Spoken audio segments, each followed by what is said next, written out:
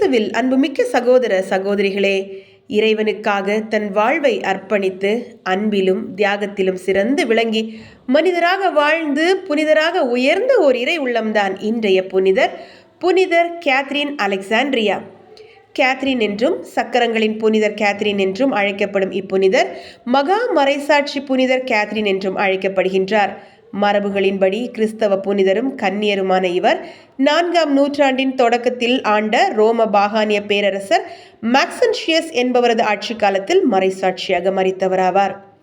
இவரது சுயசரிதத்தின்படி இளவரசியும் குறிப்பிடும்படியான அறிஞருமான இவர் தமது 14 வயதில் கிறிஸ்தவ சமயத்திற்கு மனம் மாறினார். நூற்றுக்கணக்கான பாகனின மக்களை கிறிஸ்தவர்களாக மனம் மாற்றிய இவர் தனது 18 வயதில் மறைசாட்சியாக கொல்லப்பட்டார். இவரது தியாகத்தை தொடர்ந்து 1100 ஆண்டுகளுக்கு பின் தோன்றிய புனிதர் ஜோனாஃபார் தமக்கு காட்சியளித்ததும் ஆலோசனைகள் கூறியதும் புனித